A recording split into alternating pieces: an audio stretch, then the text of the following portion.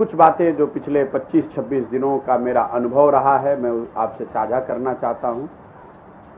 पिछले 25 दिनों में जिसमें ज़्यादातर दिन मेरे सरवट के एरिया में बीते हैं और कुछ हद तक जो मध्य पश्चिम चंपारण है, नरकटिया चनपटिया वगैरह जो प्रखंड है, मेरा अभी तक एक जो पलायन को लेकर हम लोगों की समझ अभी तक रही है कि बिहार से बहुत बड़ी संख्या में, लाखों की संख्या में लोग बाहर जाते हैं रोजगार की तलाश में। 12,000-15,000 रुपए की मजदूरी के लिए लोग बाहर जाते हैं। जब मैं गांव से गुजर रहा हूं तो इस समस्या के विकरालता का अनुभव हो रहा है। पूरे के पूरे गांव करीब करीब जवान लड़कों से खाली हैं। गांव में जब मैं जा रहा हूं तो मुझे बुजुर्ग मिलते हैं, बच्चे मिलते हैं, बहुत बड़ी संख्या में महिलाएं मिल रही हैं, लेकिन ज्यादातर गांवों में 60-70% जो कामकाजी उम्र के जो नौजवान हैं वो गांव में नहीं हैं।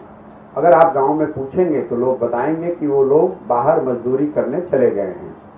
ये इस समस्या की विकरालता को दिखाता है कि कितनी बड़ी संख्या में 12-15 हजार रुपए की रोजगार की तलाश में यहाँ के नौजवानों को मजबूरी में बाहर जाकर काम करना पड़ रहा है। रोजगार की समस्या पिछले 2-4-5 सालों में और भयावह हुई है, बेरोजगारी की समस्या।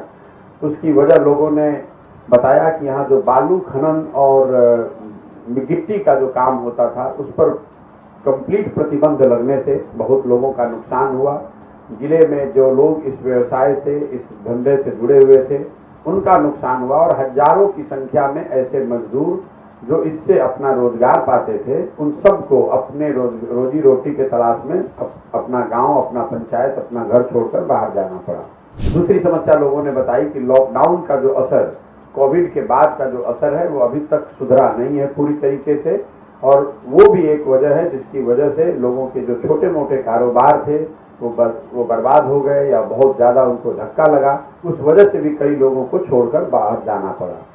तीसरी एक जो समस्या लोगों ने बताई इतनी बड़ी संख्या में लोगों के पलायन का, कि यहाँ पर जो भूमि का डिस्ट्रीब्यूशन है, बहुत बड़ी संख्या में लैंडलेस लोग हैं। जिनके पास जमीन है उनके पास बहुत ज्यादा जमीन है, और जिनके पास जमीन नहीं है ऐसे लोगों की संख्या बहुत ज्यादा है।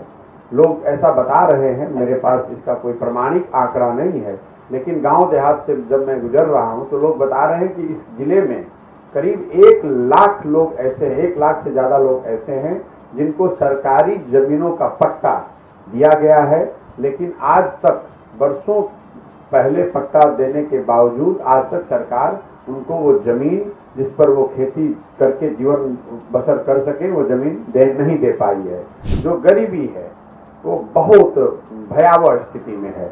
ज्यादातर गांव में जब मैं पैदल चलता हूँ, बच्चों को देखता हूँ, महिलाओं को देखता हूँ, बुजुर्गों को देखता हूँ, शायद ही ऐसा कोई गांव है जहाँ 100-150 बच्चे जो साथ में चल रहे होते हैं, दौड़ रहे होते हैं, जिनमें आधे बच्चों के भी शरीर पर पूरा कपड़ा नहीं है।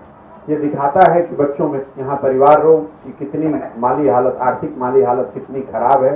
बच्चों में जो कुपोषण की समस्या है, उनका हाइट, उनका वेट अगर आप देखेंगे वो विजिबली, मतलब प्रत्यक्ष तौर पर दिख रहा है, वो गरीबी दिख रही है। कुछ जो एरिया जहाँ पर महादलित टोले हैं, दलितों के अनुसूचित जनजाति के टोले हैं, या फिर अति पिछड़ा समाज के जो गांव हैं, मैं अभी 2 दिन पहले जिस एरिया से निकल कर आ रहा हूँ उसमें बड़ी संख्या में सहनी, मल्लाह, बिंद समाज के लोग रहते हैं।